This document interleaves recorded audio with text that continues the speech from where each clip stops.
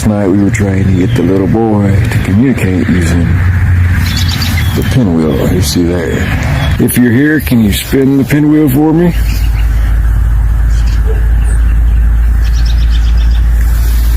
For a yes, can you spin it 3 times for me?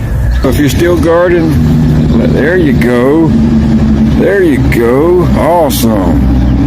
Wow, thank you. So you're still here guarding it. Oh, you rock. That's awesome. I appreciate that. Look at you. Wow, thank you. Look at that. Look at it go. You're awesome. I'm so glad you protect this Lake Shawnee. Make sure no bad people come in here.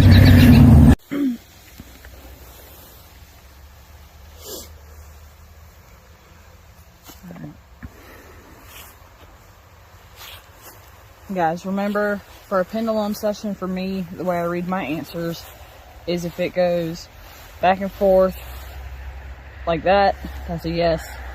If it goes side to side like this, that's a no. And in a circle in either direction, that's a maybe. So you get a little closer to the swing. Get closer to the swing.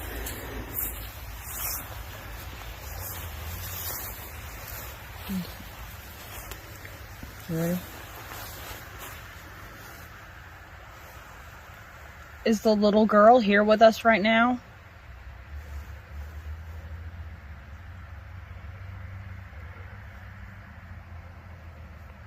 And that's a yes. So, the little girl that's here, the object that I'm holding, it kind of looks like a necklace, and you're more than welcome to touch it. It just lets me know answers to questions that I ask you. So, feel free to answer as much or as little as you would like.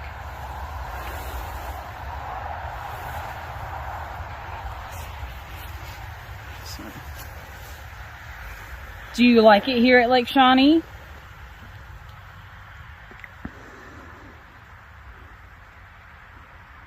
And that's a yes.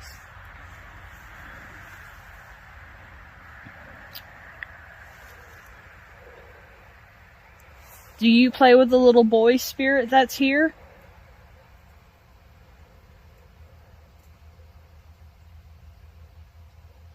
That's a yes. Are there a lot of other people with you? Okay. Are there a lot of other people with you?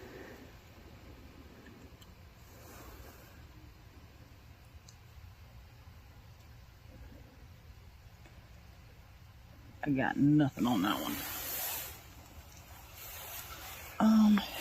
Hold on.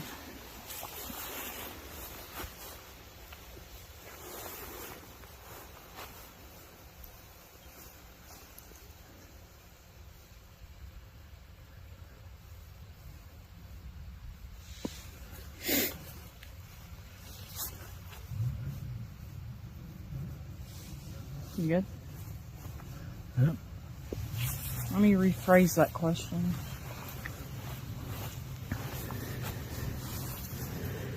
Do you have a lot of friends here to play with?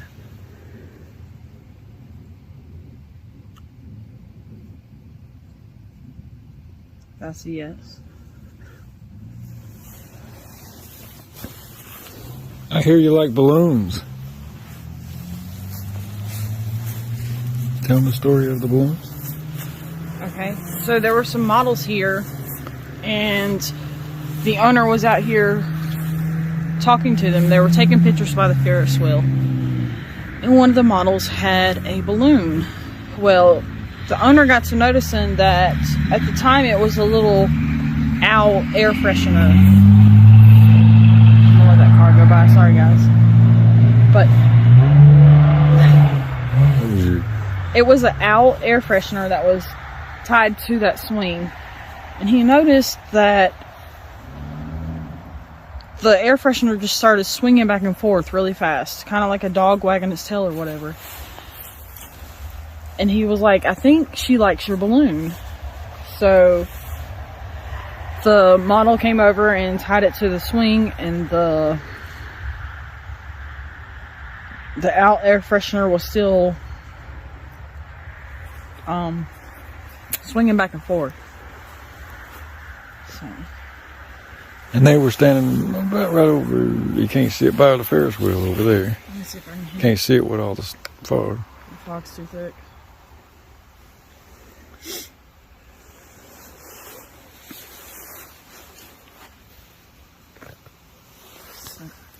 Also, there's also a story of a group that came out here, and I can't remember exactly how it went, but they were walking away from here and they kept hearing footsteps behind them. So they would stop and they would look, and there would be nothing there. So after about the third time of them stopping and looking, they just got out of here. They left for the night. They left all their equipment and stuff here. They called the owner and was like, hey, we're gone, we're not coming back, all of our stuff's there. So yeah, whatever they encountered that night had to be pretty creepy.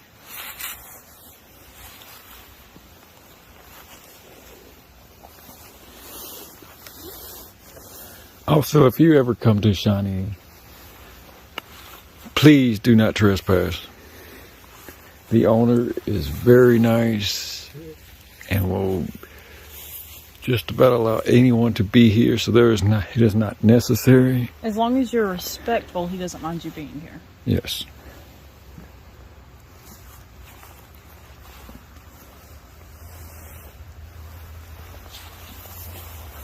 The little girl, are you here now?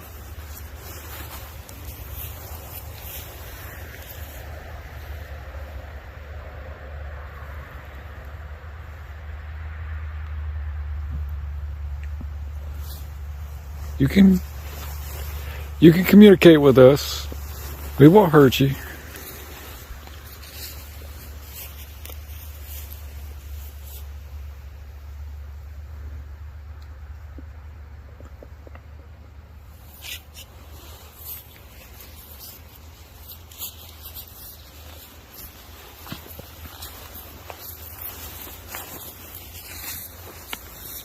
Later on, we'll take you in the original spot that the swing actually sat. But I don't get any bad vibes from this place or bad feelings. It's very calming. No, there doesn't seem to be any evil entities here or anything that seeks any harm.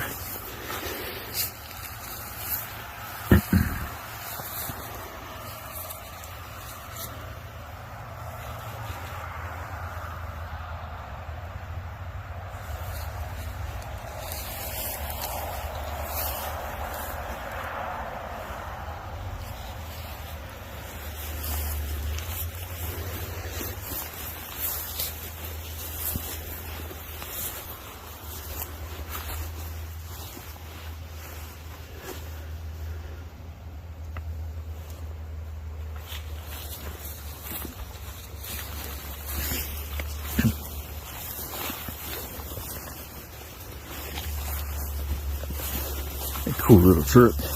Yeah. 1945.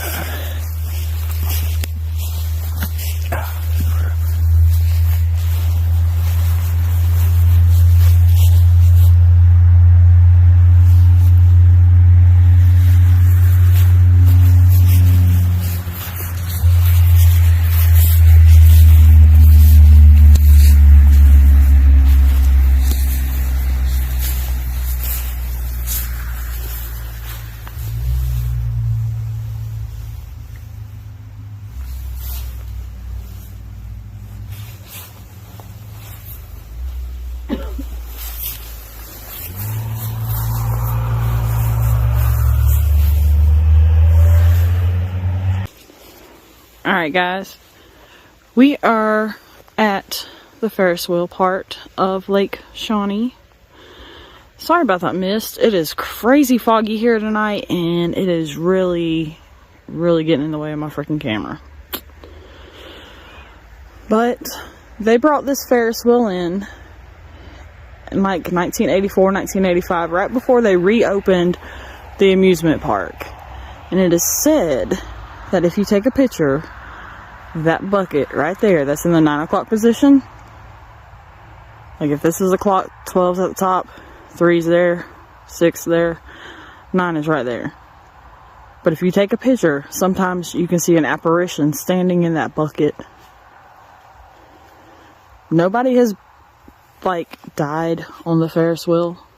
So, kind of creepy that you can still get an apparition in that bucket. The lake is right over here. Between the Ferris wheel and the pavilion and stuff. And the story of the lake is that there was a little girl swimming with her father, and something pulled the little girl under the water. The dad had to reach down, grab her by her hair, and pull her back up. Meanwhile, the mother's standing at the fence, and she is screaming because she's witnessed all this happen. But the little girl was fine when the father got her out. So we're going to walk over here to the swing sets. But there's a ticket booth that was operational when it was here in the 80s.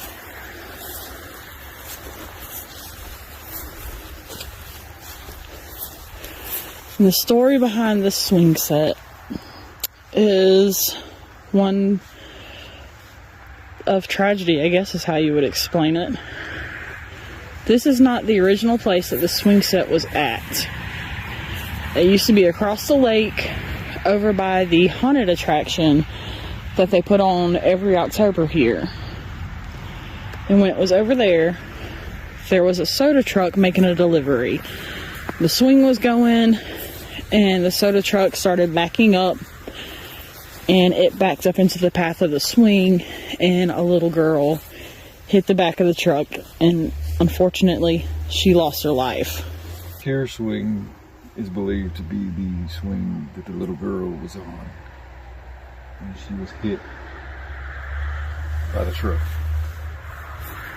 It has, you can identify it by this bag here that's hanging on it. Now there is another bag on the back that does have a bag, but I'm going to go with this one as being the one.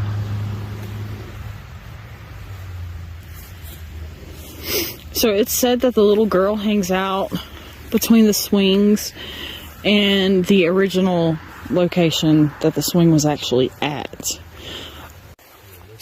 So where I'm standing on the Native American burial ground, where that stone lies, this area is where a lot of artifacts were found, first discovered. And they're not deep. And this area right here, they found bodies. It is, like I said, it's estimated to be 3,000 bodies laid out across this whole area. And back in that direction, back in the 80s, they did a lot of mud bogging. They held mud bogging events here. And they wanted to relocate the mud bogging behind me, where the stone is here. But so when they started doing that, and they brought the backhoes in here and started digging up, is when they started finding all the artifacts. And that's where it led to them discovering bodies. But they discovered the artifacts first. And then they brought in a team from the university and had them do some digging. And that's when they found the bodies.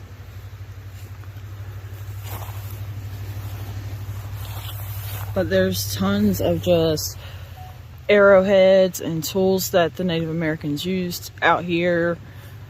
You say they found like 4 huge boxes full of them. Mm-hmm. There's a flower that grows here and is originally from Canada, and this is the only place it grows. Mm-hmm. So they found all those bodies right here. Mm-hmm. Can you imagine how many more bodies are right around us? Yeah.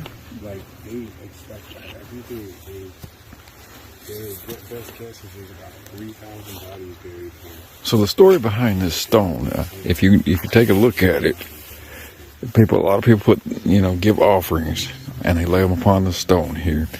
And if you notice right here, it looks like a Native American, the face right there, and then this is the headdress. Okay, the story behind this stone is they got in touch with a Shawnee chief in Oklahoma and asked her what they would use as a memorial. A marking. Or a marking. After finding and discovering all the bodies, she said just do like you would do if it was your family. So they placed this stone. They weren't really excited about doing that, so they picked this particular stone here. They placed it. After a while, it started to sink down, and it is pretty much full now, which looks like a Native American in a headdress. Anyways, I thought I would. So this is here for the Mitchell Clay family. They were the first English settlers in Mercer County. And this is one of the spots that they remember the family because they had a tragic incident here, I guess is what you would call it. But right over there is where their cabin sat. And back in 1783, the mother was in the cabin with 9 children, and there was 3 children out playing by the creek and everything. The daughter was down at the creek, and she heard her 2 brothers screaming and hollering, so she came to check on them. And she found some Shawnee tribe members were attacking her brother. She tried to step in and help, and they ended up killing her and one of the brothers, and then they took the other brother hostage. The mom hiked 5 miles across the mountain in that direction over there to the nearest neighbor to get help. While all of this was going on, the father was out with a hunting party. So when he returned home, he learned of the passing of his daughter and his son and the kidnapping of his other son. He gathered up a group of the hunters that had gone with him, and they rode out and finally caught up with the Shawnee somewhere in Ohio. I can't remember the exact place. But unfortunately, when they caught up with them, the second son, Ezekiel, was being burned at the stake. So the father got his son's body, brought him back here to be laid to rest with his brother and sister.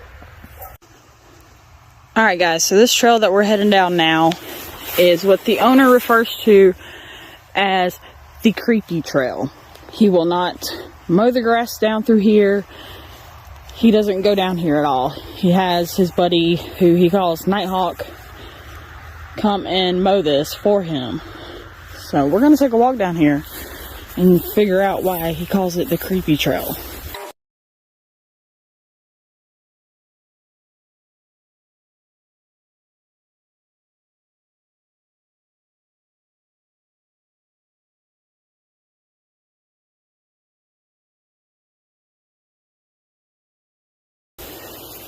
Y'all remember me talking about the Clay family.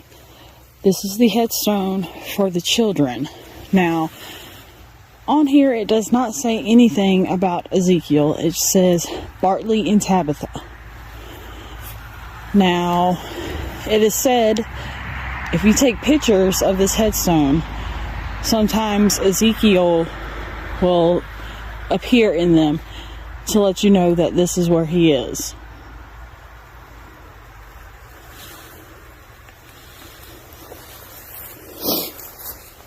Yes. So with Ezekiel not being listed on here, people would think that he was not brought back and buried here. But if it was my child and I went to revenge or to get my child I would have brought him back and buried him at home. So I am very convinced that he is buried here. So, Ezekiel, are you here? You like to prove to the people that you were brought home?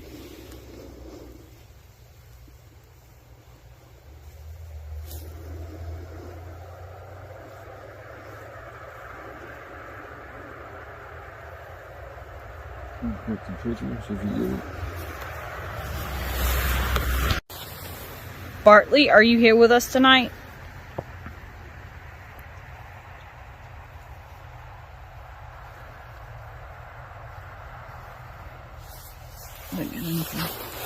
So I got that Ezekiel is here and that maybe Tabitha is. And we thank you for allowing us on your land.